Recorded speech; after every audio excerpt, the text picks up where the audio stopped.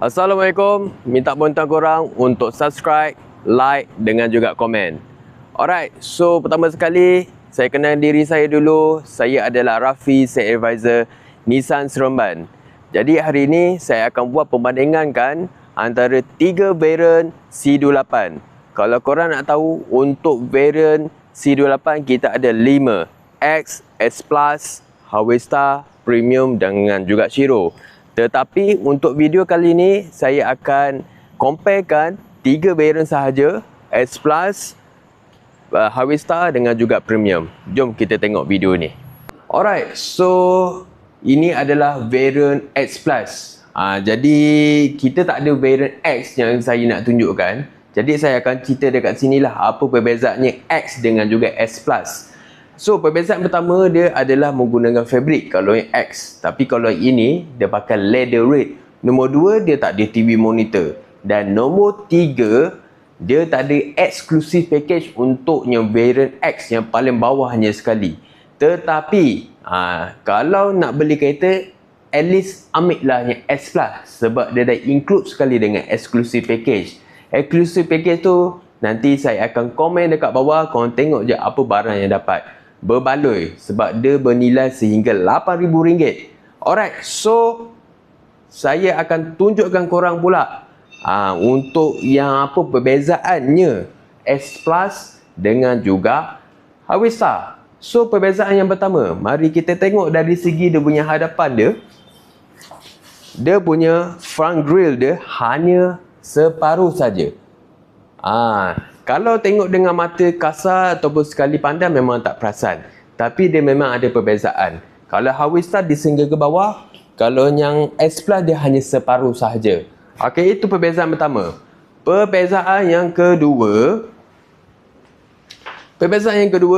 kita menggunakan seat material leather red. Leather red. See dia punya sulam menggunakan ala-ala macam warna brown, warna dark brown. Yang seterusnya kita ada TV monitor. So perbezaan pertama S Plus dengan juga Harvester, nombor 1 adalah dia punya front grille. Kalau untuk front grille Harvester ni dia sehingga ke bawah, S Plus dia hanya separuh saja.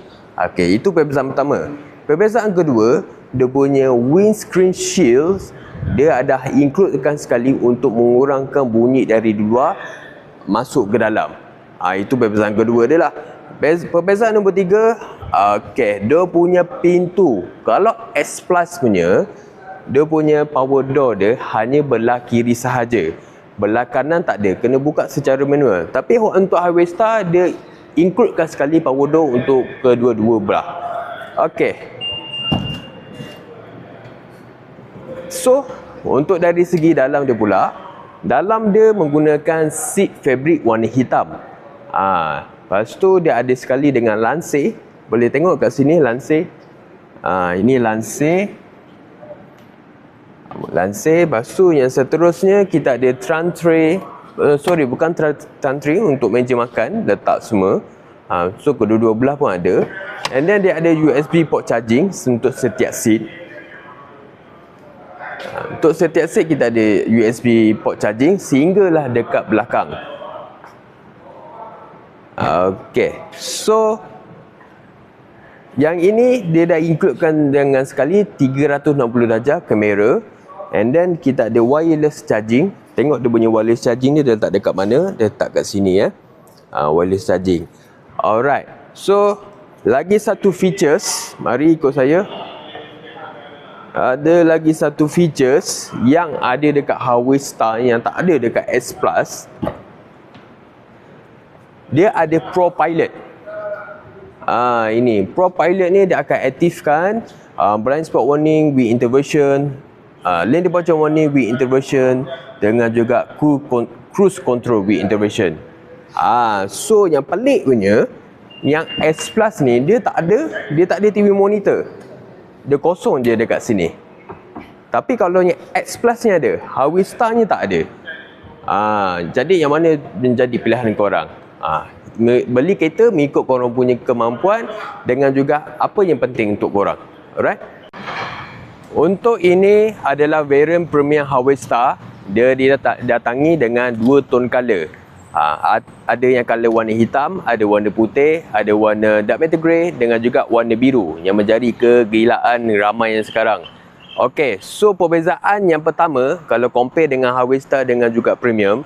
Untuk yang Premium ni adalah perbezaan yang pertama adalah dia menggunakan 2 tone color. Nampak atas dia warna hitam. Kalau untuk yang Harvester dia menggunakan 1 tone color. Yang ni dia 2 tone color. Atas dia warna hitam dan body warna lain. Okey, untuk dalam dia pula, mari masuk. Perbezaan yang nombor 2 adalah dia punya seat material. Seat material untuk Premium memang dia adalah warna hitam sahaja. Dia warna hitam. Kalau nak compare dengan yang Shiro pula, dia adalah warna putih. Itu adalah perbezaan nombor 2. Okey, perbezaan nombor 3, last sekali kita ada sekali dengan TV monitor. TV monitor. Alright. So disebabkan untuk video ni kita tak ada variant Shiro, jadi dia punya comparison dia hanya 3 barang saja, Premium dengan juga Shiro.